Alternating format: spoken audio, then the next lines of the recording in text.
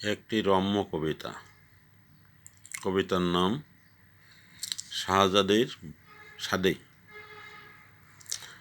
রাজার আদেশ পেয়ে ঢুলি পিটিয়ে দিল ঢেরা, শাহজাদি করবে বিয়ে,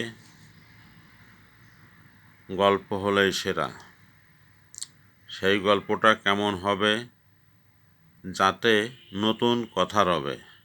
তাবৎ রাজার পুত্র এলো গল্পের ঝুড়ি নিয়ে, একে একে ফিরে গেল সবাই হেরে গিয়ে। যে যতই গল্প করে শাহজাদি বলে পরে, এসব আমার জানা গল্প, নতুন কিছু বলো। রাজপতিরা প্রমাদ গণে ভালোই লেখা হলো। নতুন গল্প কোথায় পাবে, এইভাবে সব হেরে যাবে। শেষে একটা ফটকা এলো গল্প কইবে বলে, সে নয় কোনো রাজার কুমার, সবাই কৌতূহলে। শাহজাদি বলে তারে, জানা ফকির দূরে যারে। ফটকা বলে, রাজকন্যে আমার কথা শোনো, আমার গল্প নতুন হবেই, সন্দেহ নাই কোনো। না হলে তার সাজা নিব, নিজের গর্দান দিয়ে দিব। অতঃপর গল্প শুনতে শাহজাদি রাজি। ফটকা বলে, গল্প শেষে তৈরি রেখো কাজী। ফটকা এবার নড়ে চড়ে বসে কায়দা করে, কেশেমেশে অবশেষে গল্প বলা ধরে। সে নাকি এক রাজার পোলা, রাজ্যের নাম হীরার গোলা। বাবার নাম স্বর্ণমালিক, সারা জগৎ চেনে। সব রাজাই সে দেশ গিয়ে হিরে মানিক কেনে। ফটকা এবার গল্প বলে, শোনে সবাই কৌতূহলে।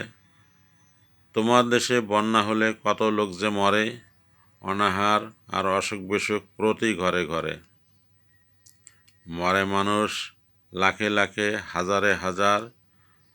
যতই ভারী তাতেই ভারী বিপদ হলো এই রাজ্যের রাজার। আমার বাবা বিপদ দেখে এগিয়ে এলেন তাই, এসেই শোনেন তোমার বাবার 1 টাকাও নাই। এরপরে কি হলো, জানা থাকলে বলো। ফটকার এমন গল্প শুনে শাহজাদি ভাবে, এবার বুঝি মান ইজ্জত একই সাথে যাবে। হার না মেনে শাহজাদি কয়, এটা কিন্তু গল্পের শেষ নয়। পারো যদি আরও আগে বাড়ো, নইলে এবার আসনখানা ছাড়ো। ফটকা বলে, সত্যি কথাই বলছি, গল্পটাকেও এগিয়ে নিয়ে চলছি। 3 লক্ষ বাঁশের ঝাড় কেটে ফেলা হলো, সেই বাঁশে তৈরি হলো মাছ ধরার পোলো। কোটি কোটি পোলো ভরে দেওয়া হলো টাকা, সেই হতে আমার বাবার রাজভাণ্ডার ফাঁকা।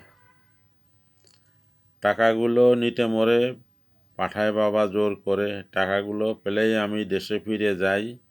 রাজদুলারির মুখের কথা শুনতে এবার চাই।